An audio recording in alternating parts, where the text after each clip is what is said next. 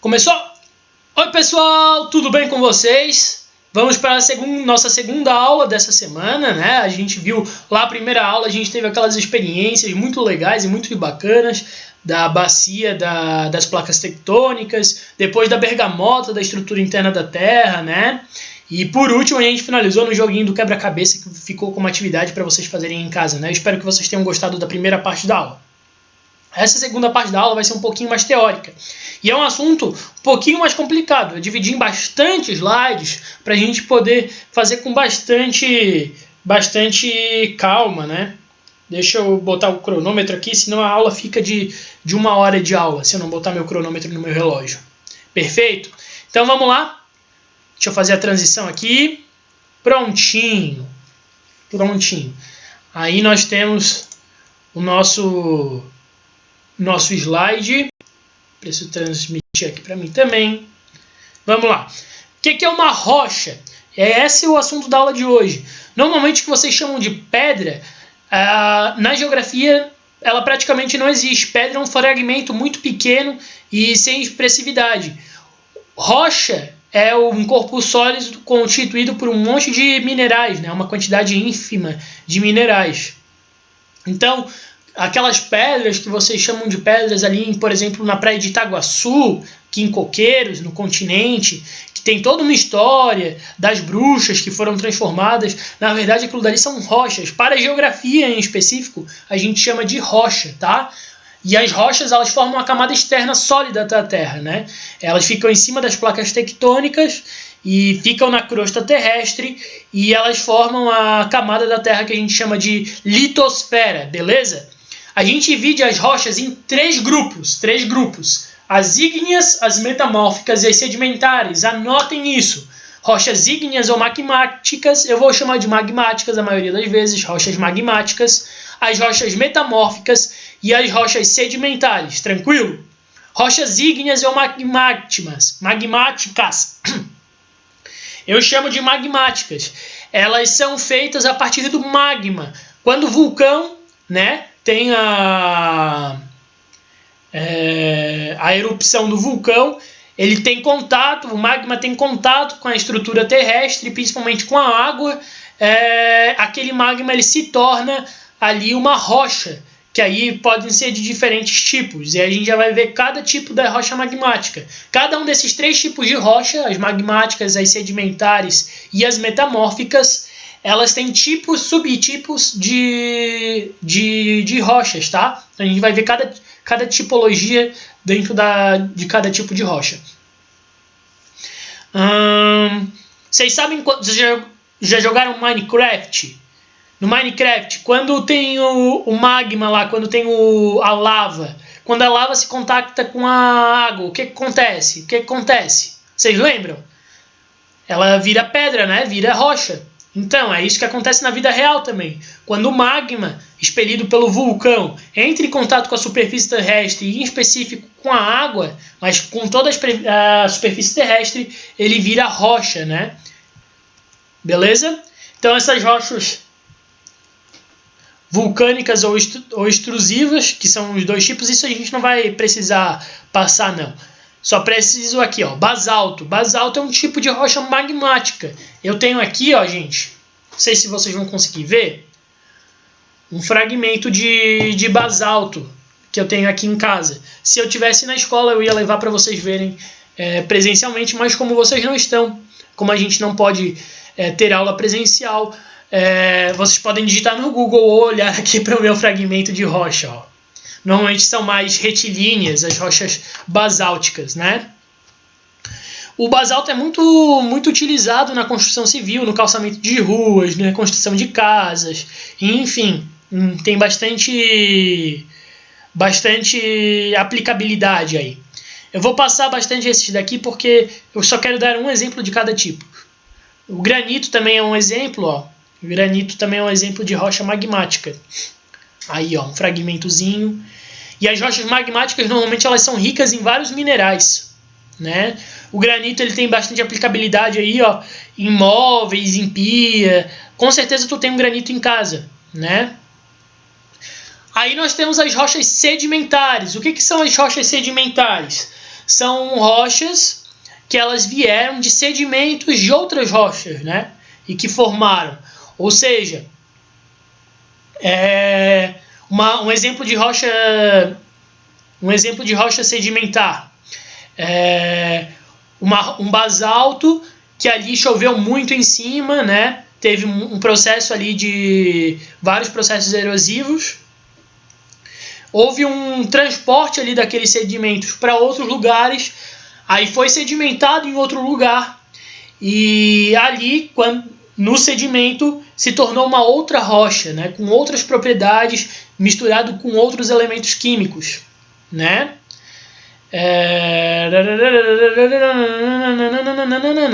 As rochas intemperizadas perdem a sua coesão e passam a ser erodidas e transportadas por diferentes agentes, ou seja, elas são intemperizadas, né? Existem os agentes de intempérie que quebram elas, fazem o transporte delas, e água, gelo, vento, gravidade, até a sua sedimentação em depressões, em zonas mais baixas da crosta terrestre. Ou seja, por exemplo, o basalto aqui, ele vai se quebrar, né? Porque a chuva vai ficar batendo aqui em cima, né? O vento vai ficar batendo, o ser humano vai andar em cima, né?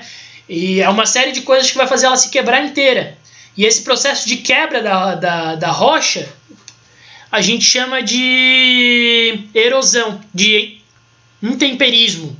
A gente chama de intemperismo. E aí vai virar sedimentos, né? A quebra dessa rocha vai ficar um monte de sedimento, uma areinha. E aí os agentes de erosivos, os agentes de erosão, vão transportar. A erosão é o transporte desses sedimentos. E aí vai haver um depósito num ponto mais baixo. Um ponto mais baixo onde vai se depositar. E ela vai se transformar em uma outra rocha que a gente chama de rocha sedimentar. Beleza? A importância econômica das rochas sedimentares está em suas reservas de petróleo, gás natural e carvão mineral, que são as principais fontes de energia do mundo moderno, né? O petróleo, por exemplo, vem de sedimentos de seres vivos que morreram, né? Em especial dos dinossauros que morreram ali e transformaram numa enorme reserva ali de petróleo. O sedimento que saiu desses corpos mortos se transformou em petróleo. Beleza? Rochas sedimentares são classificadas em detríticas, quimiogênicas, biogênicas. Isso a gente não precisamos aprender os tipos de rochas sedimentares. Mas a gente precisa saber quais são as rochas que fazem, né? Então, o argilito, a argila, o calcário, o salgema e o arenito, que é a areia. Aqui eu tenho, gente, também iria levar para vocês para a gente ver em sala. Tenho o argilito e tenho também um pouquinho de arenito aqui. Aí, ó, arenito, argilito, calcário e uma mina de salgema aqui em Portugal, ó. Todos esses tipos de rocha aí são rochas sedimentares, beleza? Assim como o basalto e o granito são rochas magmáticas, basalto e granito são rochas magmáticas, o arenito, o argilito e o calcário são rochas sedimentares. Como eu disse, existem 3 diferentes tipos de rocha e cada uma desses tipos de rocha tem subtipos. O arenito, o argilito e o calcário são subtipos de rocha sedimentar, beleza? Aí aplicações do calcário, principalmente, né? O calcário é muito utilizado no calçamento de vias e de calçadas por aí fora, mas pode ser usado como pedra ornamental, fabricação de vidro, enfim. Salgema. A gente não precisa ficar passando por isso. Vamos passar, vamos pular, vamos porque é mais importante. Olha que bonitos, né, gente? Tudo rocha sedimentar. São sedimentos que são transportados e sedimentados em outro lugar. Isso aí é por conta da água, né? A água que transportou sedimentos aí congelou e ficou, ó.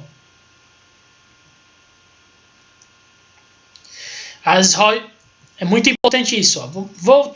Vamos passar. As quimiogênicas, elas são originadas a partir de substâncias dissolvidas na água, então as substâncias ficam ali na água e se solidificam, né? São mais difíceis. Biogênicas, elas são formadas por restos de seres vivos. O exemplo é o calcário conquífero, formado através dos resíduos de conchas de animais marinhos, né? Então, fechou. Vimos as rochas sedimentares, Vimos as rochas magmáticas, primeiras magmáticas e depois as sedimentares. E por fim, temos as nossas rochas, as rochas metamórficas. Rochas metamórficas. São rochas que se originam das transformações de rochas magmáticas e sedimentares ou outras metamórficas por processos que alteram a organização dos seus minerais. As condições físicas e químicas em que tais transformações acontecem são diferentes daquelas em que a rocha original se formou. Surge então uma nova rocha com outras propriedades e às vezes com outros minerais. São exemplos de rochas metamórficas o gneiss, o mármore e a ardósia. Deixa eu contar para vocês, aí o gneiss, ó, o Morro do Corcovado, lá no Rio, onde fica o Cristo Redentor, é um exemplo puro aí de rocha metamórfica. E aqui no nosso estado a gente tem muita rocha metamórfica, tá? O granito aí para... O gneiss vem do metamorfismo do granito, né? E muito do granito, na verdade, o granito não é muito difícil encontrar a lição. Normalmente ele já é um granito mais transformado que vira rocha metamórfica. O mais comum a gente encontrar é rocha metamórfica, tá, gente? E é o mais difícil de compreender as rochas metamórficas também. Então o granito é uma rocha magmática também, formada aí do lento resfriamento da solidificação de um magma, permitindo a formação dos minerais. Os granitos são constituídos primeiramente pelos minerais quartzo, feldspato e mica. Não tenho feldspato aqui, eu tenho calcita e biotita. Infelizmente não tenho feldspato para mostrar. O feldspato é bem branquinho, ó. Aqui nessa imagem aqui talvez dê para ver bem, ó. A parte branquinha aqui é feldspato, ó. Tá vendo? Então o granito é uma rocha magmática.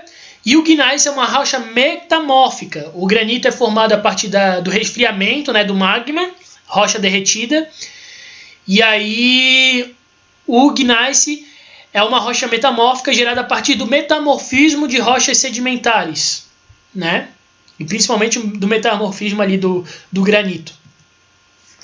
O mármore aí, gente, ó. O mármore é muito usado nas casas, nas pias.